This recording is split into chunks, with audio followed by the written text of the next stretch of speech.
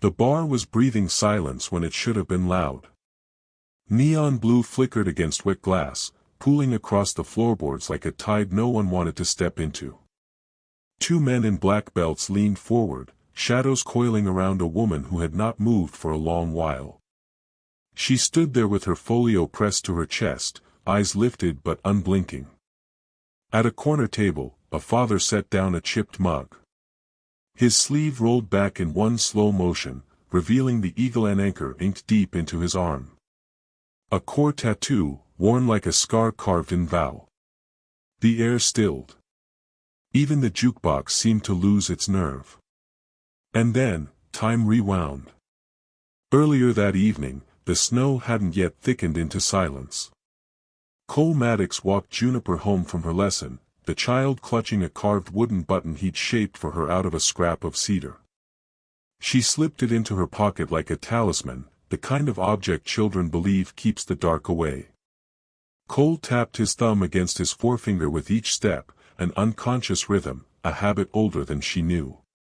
Across town, Evelyn Marlowe stepped out of her boardroom.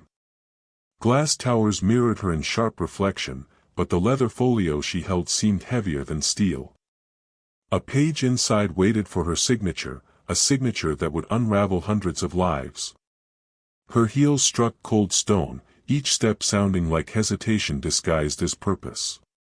The bar came alive for both of them that night.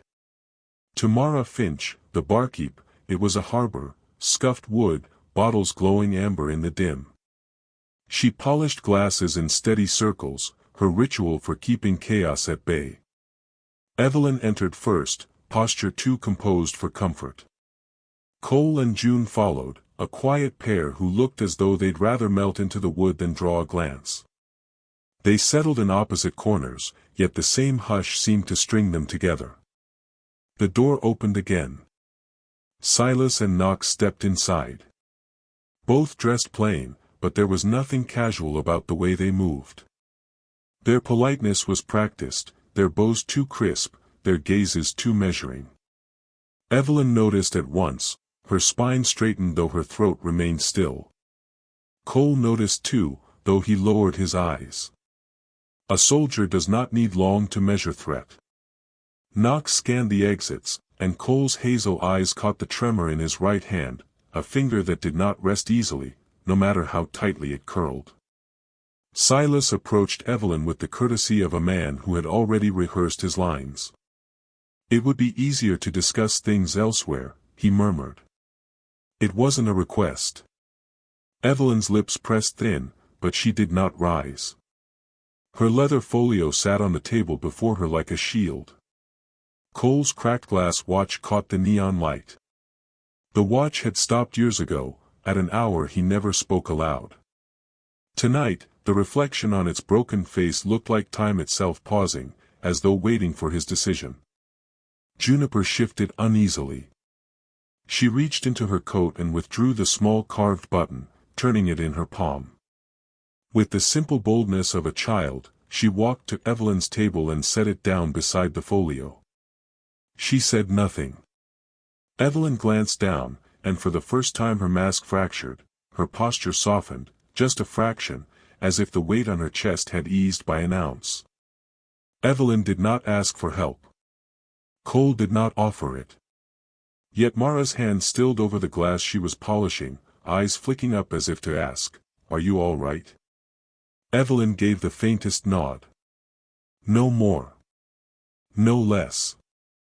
Meanwhile, Rothkade was somewhere far across town, stuck in traffic, shame burning hotter than the car heater. He rehearsed his apology, "I should have been there." But words like that taste like ash before they ever leave the mouth. Back at the bar, Silas leaned closer, his words sharpened with steel hidden under velvet. "Come outside. We can't linger here." Cole leaned toward June and whispered, "Count the blue lights on the sign out there." She nodded, her small voice beginning to number them under her breath. Cole tapped thumb to forefinger, the ritual steadying his pulse. And then he stood. The sleeve rolled back slow, deliberate, not to bare a fist but to reveal a vow. The core tattoo surfaced under the neon, lines faded yet unbroken. The room shifted on its axis. Silas froze. Knox's tremor stilled, if only because all of him had stilled. Cole's voice carried no threat. She doesn't need to go anywhere. Silas studied the ink. He knew what it meant, not strength, but sacrifice, the kind that didn't fade when metals tarnished. His jaw worked silently, weighing pride against the weight of memory. Cole looked at Knox. "That finger," he said softly. "Old break. Hurts more when the weather turns." Knox blinked, startled by the recognition. Humanity slipped through the crack. Silas finally inclined his head. Not in defeat, but in respect. He motioned to Knox, and the two turned toward the door. Their leaving was no spectacle, just the steady sound of boots on wood. Mara released a breath she hadn't realized she'd been holding. The door swung again moments later. Roth stood there, too late. His eyes took in the space, the relief, the fading tension. Evelyn's look was a reprimand sharpened to a blade, but also a reprieve unspoken. Cole simply said, "Wasn't a fight. Just a choice." The night eased after that. Evelyn remained at her table. June sat beside her, showing how she carved little keepsakes from scraps of wood, her small fingers turning something broken into something gentle. Evelyn watched with a softness that surprised her. Cole stepped outside for air. He touched the cracked glass watch, thumb over the break. The memory inside it pressed against him like a weight he'd learned to carry rather than drop. Evelyn joined him in the cold, her breath rising white beside his. She said nothing, and that was enough. Later, she confessed in low voice, "That page, I don't want to sign it. Not because I can't. Because I know what it will take from people who have already lost too much." Cole didn't tell her what to do. He only opened his wallet and showed her the folded letter, creased and worn. He didn't read it aloud. He only let her see how long a man could carry words without needing to speak them. When Roth offered to escort them, Cole shook his head. Evelyn slipped June's carved button into her folio. Trust had already been walked across the space between them. By morning, Evelyn refused the merger. She wrote safeguards, not signatures. Roth stood straighter beside her. Silas sent her a single message, respect. At his kitchen table, Cole packed June's lunch, the folded letter tucked back into its place. Ritual complete. Snow fell that night when Evelyn returned to the bar. She slid a paper bag across the table. For the watch. A voucher for a watchmaker. Cole smiled, shaking his head. Maybe let it stay cracked. Reminds me to be careful with what's still whole. They sat in the quiet. June asked Evelyn to teach her how to pour tea without spilling. Evelyn's hand steadied hers, and together they tilted the pot. It was nothing grand, but in that moment, it felt like family.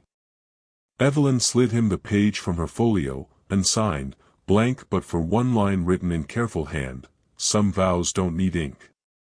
Cole rested his palm on it, tattoo covered once more. He let the letter stay folded, the watch stay cracked, and in the hush between their breaths, the world felt mended enough to hold them. If this quiet stayed with you, if the weight of a folded letter or the hush of a cracked watch steadied your night, then stay close. Subscribe, share, and return to these stories, where silence carries more truth than words ever will.